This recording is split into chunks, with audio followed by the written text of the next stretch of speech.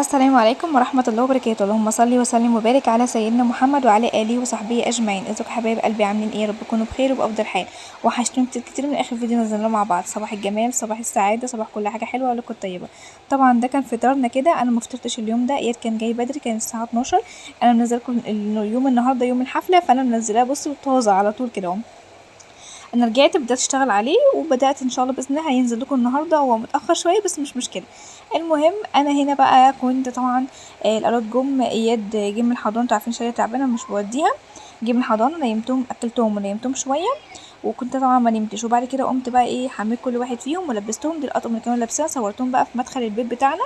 وطبعا هنا ايه كان بيستعرض بقى عضلاته، عمال بيبوس بقى شاديه ويبوس انس ويلعب معاهم. فخلصنا صورتهم، قلت لهم يلا بينا نتكل على الله. وهنا بقى كنا وصلنا. فالمقاطع اللي انا هسجل فيها هكون مسرعاها شويه لان الفيديوهات طويله جدا، وانا حرفيا صورت لكم كل حاجه موجوده عندي او كل الفقرات، لان احنا كنا من الساعه 4 لحد الساعه 7. طيب هنا بقى المعلم انس كان منطلق بقى ورايح جاي، وهنا كان جاي يقول لي سير، بس انا ما كنتش فاهماه. هو كان عايز عصير، وانا كنت واخده لهم كراتيه وشيبسي، واخده لهم كيكات وبسكوت والكلام ده وعصير. الحمد لله كنت واخده لهم عصير، فهو كان شايف العصير وهو جاي يقول لي ايه، اير. بعد كده قال لي سير.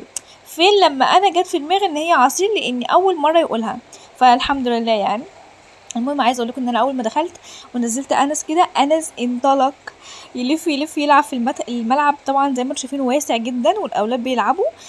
فهو بقى يلعب، واول ما يحس نفسه ان هو تايه ومش شايفني ومش شايف اخواته يروح معيط. طبعا انا عيني عليه، ابعت اياد او انا اقوم اجيبه، وهكذا. يحس ان هو لوحده يروح معيط، بس هو حس ان هو انبسط جدا وكان مبسوط قوي وانطلق يعني وكده. فعامه هتلاقوني شويه بتكلم معاكم وشويه المقاطع اللي انا هسجل فيها، المقاطع اللي انا فيها اغاني يا بنات، تمام؟ عشان طبعا مش هينفع ان انا احطها على الفيديو، تمام؟ اما المقاطع اللي مش مشغلين فيها اغاني هتلاقوا بقى دوشه واصوات الاولاد ومعرفش ايه والكلام ده. بس معلش اعذروني بقى، انا حابه ان انا اشارك معاكم كل حاجه يعني. فهنا الفقرات بدات بقى تشتغل، فانا هسيبكم بقى شويه مع العرايس الحلوين دولت والسويت بتاع الاولاد وارجع لكم تاني.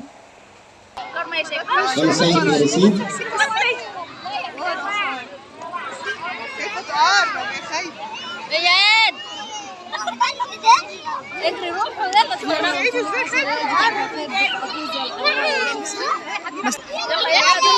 يلا خد اياد استاذه فاطمه هتمسك بس يلا بس هو خايف يروح مش عارف هو خايف بنتك اهي يلا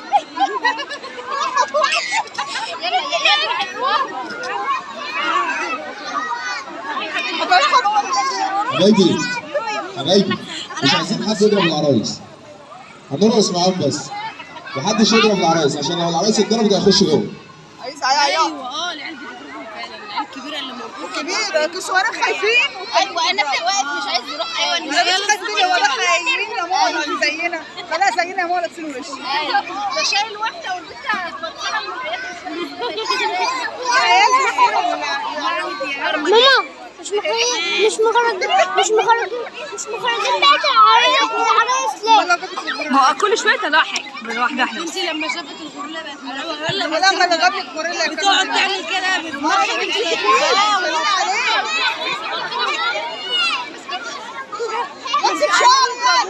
العلم الولد دي اصلا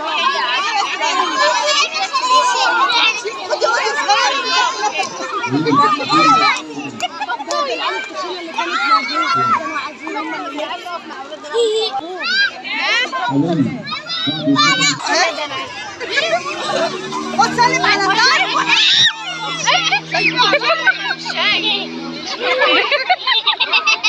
هو شايف ولا لا؟ مش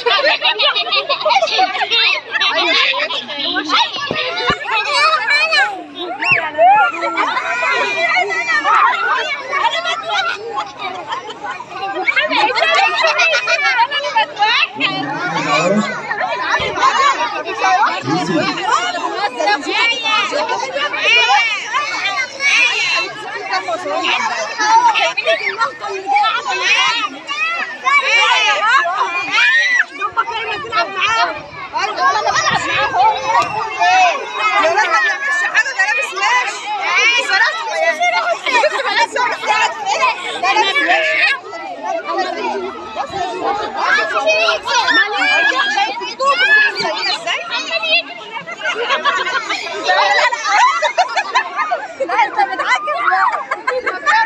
انا حابب يا رب ما تجيش لا ده كذا مره يقول وهنا حبايبي الحلوين انا رجعت لكم بعتذر طبعا عن صوت الاولاد والكلام ده. الاول كان خايفه منه اصلا، يعني عايزين نقول لهم دول عرايس مش بيعملوا حاجه. العيال الكبار كانوا بيأذوهم وبيشدوهم وبيضربوهم، اما الصغيرين كانوا يعني خايفين، مع انه ولا يعني اشكالهم مش تخوف قوي، بس عشان حجمهم كبير، وطبعا الراس بتاعت العرايس كبيره قوي، فكانوا خايفين منها متهابينها. فطبعا انا سبتوه كده مع الدوشه والصداع عشان تعيشوا الواقع وتحسوا ان انتوا فعلا كنتوا معايا، يعني وانتوا تتفرجوا كده تحسوا ان انتوا اللي خرجتوا مش انا بس. انا عن نفسي انبسطت الانبساط اولادي. عايزه اقول لكم ان انا ما كنتش متوقعه ان الموضوع كده، انا عجبني قوي قوي قوي، وقلت الحمد لله ان انا اخدت انس ورحت، لان ما كنتش متوقعه ان هو يبقى حلو قوي بالدرجه دي، وبجد كان حاجه حلوه قوي. انا عن نفسي انبسطت. بصوا بقى هنا طبعا انا جايبه لكم الفقرات زي ما انا رحت وصورت تدريجيا كده، انا برضو منزلاها ليكم تدريجيا، يعني ما لخبطتش في حاجه، هي المقاطع جايه ورا بعضها. هنا بقى كانوا البنات والاولاد اللي هم خلاص رايحين بقى على المدرسه على خير ان شاء الله باذن الله، فلبسوهم بقى البالتو والطاقيه طبعا اللي هو لبس التخرج، وبداوا بقى طبعا هنا شغلوا اغاني وموقفينهم طابور، وطبعا امهاتهم دي اللي واقفه قصادهم بتصورهم. تمام، انا كنت بصور من بعيد كده ومقربه الكاميرا او الكادر يعني. فالمهم ان انا فضلت بقى اصورهم كده من بعيد عشان تبقى برضو ذكرى، وانا اجيب لكم المقاطع ديت. وطبعا انتوا عارفين ان انا مش هينفع ان انا انزل الاغاني او الحاجات دي، لان هيجيلي على الفيديو اصلا حظر ومش ممنوعه من عندنا تماما، فاهمني؟ فانا بقى اضطريت ان انا اسجل لكم فويس اوفر على الفيديوهات المقاطع اللي هي فيها اغاني، اما المقاطع اللي مفيهاش اغاني هسيبها لكم عشان برضو تعيشوا قلب الواقع معايا وصداع ودوشه، بس انبساط العيال وفرحتهم بجد بالدنيا كلها. بس فانا يعني زي ما قلت لكم خلاص عشان تبقوا بس فاهمين انا بعمل ايه، فانا شويه هروح وشويه هاجي. حبيت ان انا انزل المقاطع زي ما كانت نازله او زي ما هي الحفله بدات من البدايه للنهايه بترتيبها، انا بدات ان انا انزلها لكم برضو بالترتيب. فيا رب تنبسطوا معايا في الحفله ديت، وتقولوا لي برضه بالذات، يعني انا اول ما انزل الفيديو كده عايزه الكومنتات على طول ضروري، تقولوا ايه رايكم الجو كان عامل ازاي. هنا حاولت اصور انس يا خرابي، يعني عمل فضايح فضايح، بصوا كان مبهدلني خالص، ما قدرتش بصراحه ان انا اصوره. هنا برضو الابله دي حنينه جدا جدا جدا مش سعيده، واولادي بيحبوها جدا جدا، ربنا يبارك فيها يا رب ويديها الصحه وطول العمر يا رب، اللهم امين. فبيحبوها جدا، قلت لها ممكن اصورك عشان هم عايزين يصوروا، قالت لي يا حبيبتي ومير ده ليا الشرف ان انا اصور باولادك، فربنا يكرمك، وبجد انت انسانه جميله وخلوقه وفعلا يعني هي مش مدرسه، هي ام تانية على اولادي، دي شهاده انا اعتز بيها. فالمهم ان هي طبعا صورت معاهم، وانس مرضيش حاولت ان هي توقفه، بس طبعا زي ما شفتوا كده هو جري، هو كان يعني لما بيشوفني قدامه بيسيبني بمزاجه، لما يلاقي الدنيا رايقه يروح هو نازل منطلق، الدنيا لا مش على هواه يروح بقى ماسك فيا كده، فهو بمزاجه فاهميني. فيلا ربنا يهديه ويصلح حاله. بس هنا يا بنات دي كانت الفقرة التانية اصلا. طبعا اول فقرة شفتوها اخدنا استراحة هدنا شوية، وشفنا بقى حفلة التخرج او الاولاد وهم متخرجين بقى والكلام دوت. فزي ما شفتوا بقى كده طبعا راحوا غيروا اللبس بتاعهم وطلعوا تاني، وهنا بقى انطلقوا، يعني هنا كده اولياء الامور والمدرسين انطلقوا بقى خلاص كده، الفرحة عمت بيهم، لان ده بعد تسليم الشهادات. في اخر الفيديو هجيب لكم دلوقتي من قريب وهم بيسلموا شهادات وهم واقفين ومصورينهم كلهم، اللهم بارك، ربنا يا رب يعني دايما يفرحنا بيهم كده، وعقبال شهاده الجامعه على خير ان شاء الله باذن الله يا رب. وهنا طبعا المعلم اياد ده كان انا مسرعاه، انا خدت ايدي وجعتني، قلت له انا صورتك كتير يا اياد، يقول لي لا صوري يا ماما، صوريني وانا برقص عشان توري اصحابي، عشان لما اروح البيت اشوف هم هيقولوا لي ايه.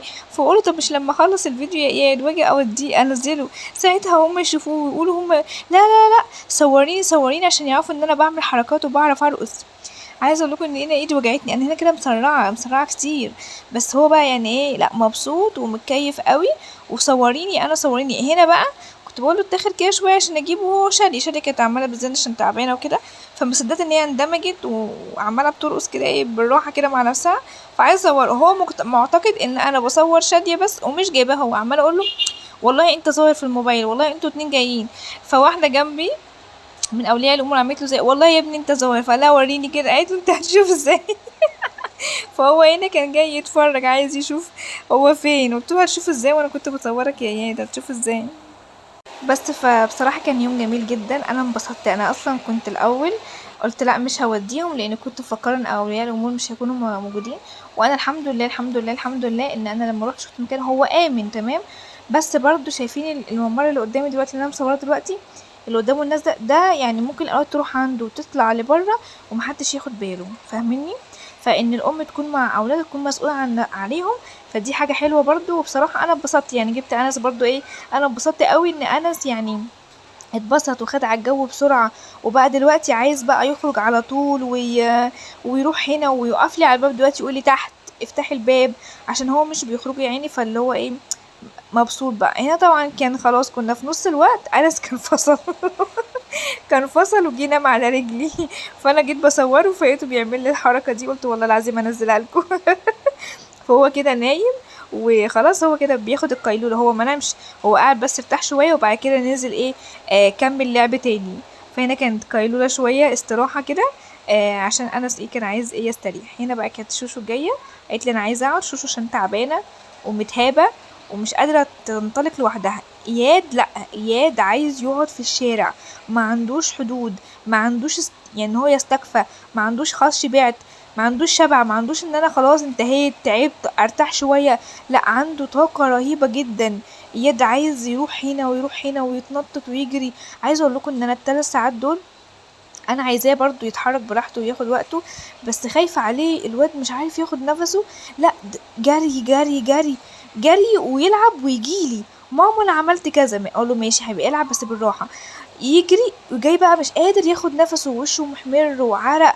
عايزه اقول لكم ان هم تعبوا جدا بس اتبسطوا، يعني انا انبسطت اللي اتبسطوا والله العظيم، وضحكنا وفرفشنا وغيرت الجو كاني خدتهم ورحت انا النادي يعني. فبجد حاجه حلوه جدا، فربنا يديمها علينا نعمه يا رب ويحفظها من الزوال ويكرمنا يا رب دايما ويوسع ارزاقنا يا رب ويدينا الصحه والعافيه انا وجوزي، واقدر ان انا اساعده دايما يا رب. ف بجد مبسوطة، يعني أنا انبساطي ما يتوصفش. وطبعا هنا عمنا إياد طبعا بيتأقلم وبيرقص. عايزة أقول لكم إن أنا مسرعة كتير قوي على فكرة، إن الفيديوهات اللي أنا مصورة لما جمعتها أنا لقيتها معدية ساعتين، فمين اللي هيتفرج على فيديو ساعتين؟ أكيد مفيش حد هيعمل كده. فحتى لو نزل لكم طويل فده بعد اختصار والله العظيم، لان اياد زي ما اقولكوا الوقت كله عايزني اصوره، صوري يا ماما عشان نوري صحابي، صوري يا ماما عشان صحابي يشوفوني، صوري يا ماما عشان شوفي هما يقولولك ايه. اما شادية بقى كانت مبسوطة جدا بالفستان بتاعها وشغالة بقى تلف برويتة كده كل شوية بقى ايه تروح لفة لها لفة كده، فهي ايه يعني مبسوطة بيه. فربنا يسعدهم دايما يا رب ويفرحهم يا رب ونجعلنا يعني دايما نقدر ان احنا نساعدهم ويرزقنا ويدينا الصحة والبركة من عنده يا رب اللهم امين. بس هنا انا كنت بقول لها خلي اياد يمسك ايدك عشان يلفك كده وعشان اصوركم مع بعض، هي كانت عايزه تلف لوحدها فانا كنت بفهمها يعني. فهنا يعني ما شاء الله عليهم ربنا يحميهم يا رب يبارك فيهم، حاولوا فالحمد لله ظبطت معاهم يعني فعملها لها مره تانية. اياد طبعا بيبقى مبسوط قوي لما يقرب من اخته ويرقص معاها ويلعب معاها، فعكس شادية متحفظة بعض الشيء، اللي على هواها بتعمله، اللي مش على هواها خلاص الموضوع بينتهي عندها. وهنا دي كانت الفقرة اللي قبل الأخيرة، طبعا وقفوا الأولاد طابور وإحنا وراهم، وطبعا هو بيعمل حركات والأغاني شغالة وهم بيعملوا زيه، وقعدوا بقى ايه يرقصوا، فوقفت اياد وشادية في الطوابير، وانا كنت ماسكة انس بايدي. وكمان بصور لكم بقى عشان احاول ان انا زي ما قلت لكم مفيش حاجة مبقاش صورتها، كل حاجة بقى صورتها لكم على قد ما اقدر والله العظيم. بس فانا عايزه بقى اول ما الفيديو دوت ينزل تكتبوا لي كده في التعليقات في الكومنتات هل انا كده التصوير مناسب وحلو، وحاولت ان انا يعني انا كده وانتي بتتفرجي مثلا وبتشوفي كده هل حسيتي ان انتي معايا واتبسطتي وانا يعني اسعدتكم بالخروجه ديت ولا لا. كمان هل التصوير كده والمقاطع انا كنت كده تمام ظبطاها، وكمان والله على قد ما اقدر، بس طبعا الاغلبيه كلها اغاني عشان العيال ترقص عليها، فطبعا ما ينفعش ان انا احطها، انتوا عارفين ان انا هيجيلي حظر على الفيديو وتعبي كله هينزل في الارض ولا كاني عملت اي حاجه، وطبعا هيجيلي مخالفه على القناه، فكان طبعا ما كانش ينفع ان انا اعمل كده، انتوا عارفين دي هتأذي القناه، فكنت مضطره المقاطع اللي فيها اغاني فالاغلبيه هيكون فيها اغاني وانا بسجل لكم، كان نفسي ان انا انزل لكم طبعا باغانيها وبنفس المقاطع، كان هتبقى استمتاع اكتر واحلى اكتر، بس والله حقكم عليا انا اسفه، حاجه غصب عني مش بايدي تمام. بس فانا المهم ان انا ايه كانت المقاطع ماشيه زي ما انا بقولك كده، هي بالوصف دوت، يعني هي المقاطع ماشيه بالوصف دوت. تمام. اما هنا بقى كنت بحاول ان انا اصور على قد ما اقدر، زي ما قلت لكم يا شادي كانوا في المقدمه بقى كانوا بيتفرجوا. اما هنا بقى كنا خلاص خلصنا خالص. تمام. وهنا كان بيعمل لكم لايك وبيقول لكم باي وبيقول لكم بوسات كتير. هنا بقى كانت الفقره خلاص ما كانش فيها اغاني. هسيبكم بقى مع الاراجوز ده وهو بيرغي دلوقتي عشان تشوفوه تسمعوه كانكم قاعدين معايا كده وبتسمعوه وهو عمال بيرغي. اوكي.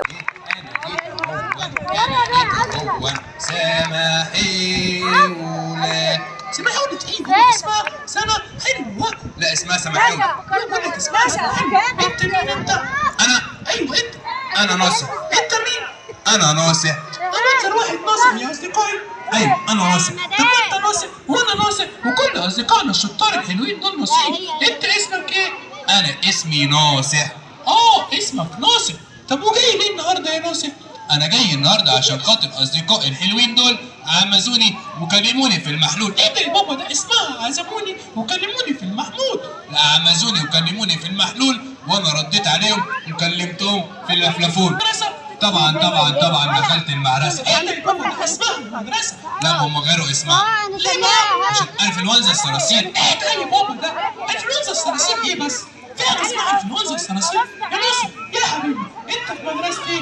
انا ايوه انت في ليسيه فرنسيه. ياه في ليسيه فرنسيه مره واحده؟ طبعا انا ايه ده؟ المغات. مغات ايه؟ بقول لك لغات يعني انجليزي. بتعرف انجليزي؟ وي بقول لك انجليزي وانا بقول لك وي. الانجليزي بيبدا من اول وان يا اصدقائي. ايوه يا ناصر يا حبيبي قول 1. 1 شاطر يا ناصر. 1 برافو يا ناصر. 1 برافو يا ناصر. وبعد ال1 1 2 3 ونوين 4 ونوين 5 ونوين 6 ونوين 7 ونوين ايه بس يا بابا؟ بعد ال1 2. ايه ده؟ مين اللي بيحدد بالتوب ده؟ محدش يحدد بالتوب يا اصدقائي. ايه كده؟ يا مس 1 2 وبعد ال2 ضربت التو ايه بس يا ناصر يا حبيبي؟ بعد ال2 صريخ. ايه ده؟ مين اللي بيصرخ ده؟ محدش يصرخ يا اصدقائي. ايه كده؟ صريخ ايه؟ بقول لك صريخ. طب استنى طب استنى لما انام شويه. سرير ايه يا ناصر؟ بقول لك سرير يعني 3. سرير يعني 3 قاعده يعني. ايوه اكمل ايه؟ اكمل نوم. بس انت نمت ولا ايه؟ مش انت بتقول سرير قلت اما انام شويه. يا ناصر يا حبيبي انت مش شاطر خالص يا ناصر. لا انا شاطر. مش انا شاطر يا ناصر. انت مش شاطر يا ناصر. طب بص يا ناصر. لا انا هخلي اصدقائنا الحلوين دول يعدوا الاول وانت تعد وراهم. ماشي يا ناصر؟ خلاص ماشي. يلا يا اصدقائي انت كلنا مع بعضينا. 1 2 3 4 5 6 7 8 9 10. شطار يا اصدقائي. يلا نسقف لنفسينا سقفه كبيره.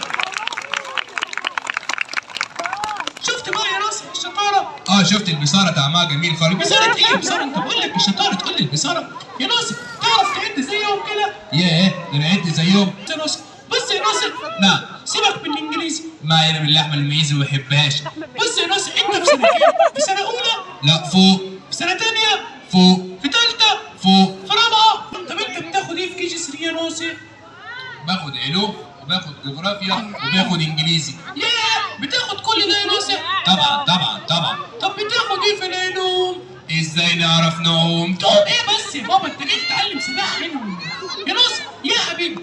طب وبتاخد ايه في الجغرافيا؟ الشمس بتمشي حافيه. ايه ده يا بابا؟ ده الشمس ايه اللي بتمشي حافيه دي؟ هي الشمس بتمشي حافيه يا اصدقائي؟ طبعا الشمس بتمشي حافيه يا ناصر يا حبيبي. طب وبتاخد ايه في الانجليزي؟ ازاي نعاكس زيزي؟ مين زيزي دي؟ وانا صاحبتي قاعده هناك اهي. عيب كده يا ناصر يا حبيبي. طب اللي في كي 3 بتاعتك دي بتعرف تحسب يا ناصر؟ طبعا بعرف احسب. وبتعرف تجمع؟ بعرف اجمع. يبقى اكيد بتعرف تضرب. اديك انا منه شروطين تضرب في الجدول مش على وشي. بعرف اضرب في الجدول. طب بص يا ناصر. نعم اسالك سؤال سهل وبسيط خالص. لو جاوبت عليه صح هنسقف لك سقفه كبيره. خلاص ماشي هتسقفوا لي يا اصدقائي. كلنا هنسقف لك بس انت جاوب صح يا ناصر. خلاص ماشي. 1 يبقوا كام؟ يبقوا 2. سقفوا له. طب و2 يا ناصر؟ 2 يا واد يا ناصر. لا ما خدناش. ايه اللي ما خدناش يا ناصر؟ ال2 و2. ازاي يا ناصر ما خدتش 2 و2 كام يا ناصر؟ لا ما خدناش. طب بص يا ناصر هبسطها لك. خلاص ماشي. في ايدك دي تفاحتين وفي ايدك دي تفاحتين. يبقوا كام؟ يبقوا 3. ازاي يا بابا؟ ما انا اكلت واحده يا ناصر يا حبيبي، دول بنعد بيهم مش بناكلهم. طب بص يا ناصر ابسطها لك تاني، 2 فوق و2 تحت يبقوا كام؟ 2 فوق و2 تحت. ايوه 2 فوق و2 تحت يبقوا كام؟ الاتنين اللي تحت يفتصوا. ازاي يا بابا؟ الاتنين اللي تحت طبعا هيفتصوا، مش في 2 فوقيهم لازم يفتصوا. يا ناصر يا حبيبي بص يا ناصر، 2 و2 4 يا ناصر، وانت مش شاطر. 2 و2 كام؟ 4. مناخيرك مربعه وجزمتك مقطعه. ايه اللي انت بتقوله ده؟ يا ناصر يا حبيبي. طب و3 و3 6 سقفوا له. و6 و6 6 و6 2 ستات. غلط، لا 2 ستات قاعدين اهو عاملين بوم بوم بوم بوم بوم بوم، مش بترغي من الصبح. بس يا ولد يمكن ايه اللي انت بتقوله ده؟ 6 و6 12 يا ناصر، وانت مش شاطر. 6 و6 كام؟ 12 يا ناصر. 18. ايه 18 دي؟ يبقى بقول لك 12 مش 18. بص يا ناصر، نعم انت جاي ليه النهارده؟ انا جاي عشان اغني. ايه ده انت بتعرف تغني؟ طبعا ياه ده انا صوتي كروان. صوتك ايه؟ صوتي كروان. طب هتغني لنا ايه النهارده يا ناصر؟ اغني لكم اغنيه من تاليف واخراجي. ياه من تاليفك واخراجك مره واحده؟ طبعا طبعا. طب بص يا ناصر، نعم انا عايزك تقف ساكت هنا لحد ما اعدي بالبرنامج واقدمك على طول. ماشي يا ناصر؟ خلاص ماشي. حط ايدك على بقك اهو. حضرات الساده والسكر الزياده يبقى بس تتكلمش خالص يا ناصر. خلاص ماشي. حط ايدك على بقك اهو. سنقدم لكم ولا حاجه. قوم روح انزل تحت. مع 5 فرفشه و6 لا سقفوا جامد يا اصدقائي. ومع 10 انانيك رايح فين؟ الدبليو سي عاوز اعمل بيبي بس ايه الاغنيه الوحشه دي يا ناصر؟ ايه ده؟ الاغنيه دي وحشه يا اصدقائي.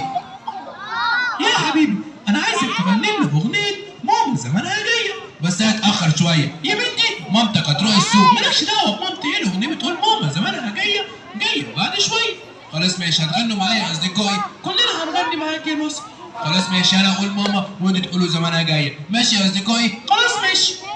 ماما زمانها جايه بعد شويه.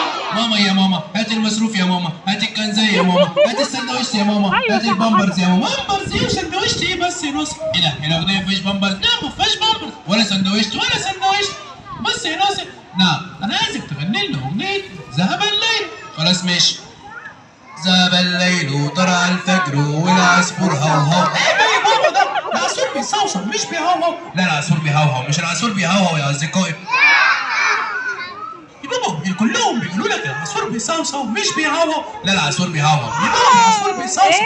انا بقى عندي العصفور بتاعي بيهوهو. ليه يا ناصر؟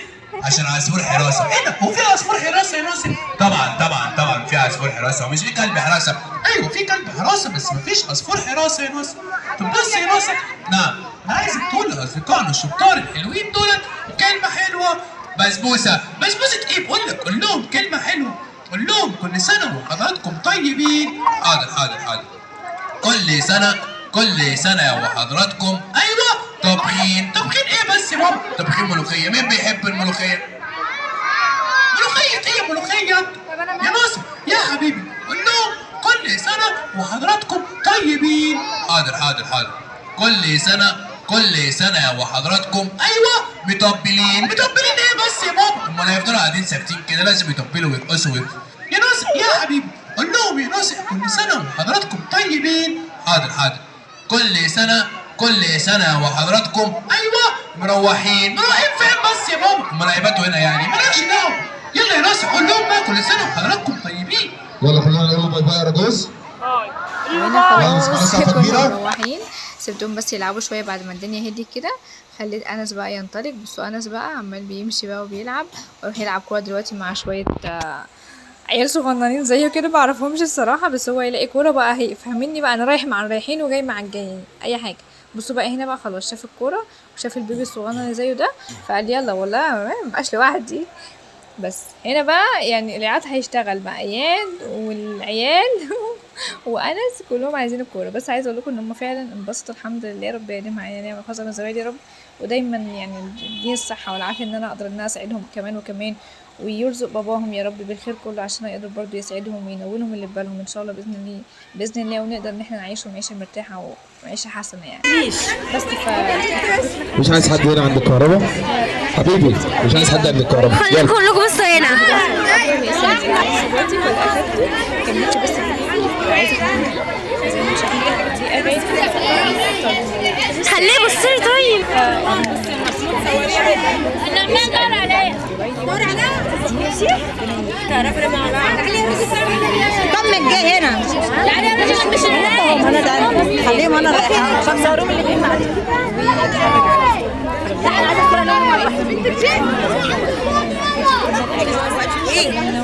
ممكن كلكم تبصوا هنا. بصين هنا.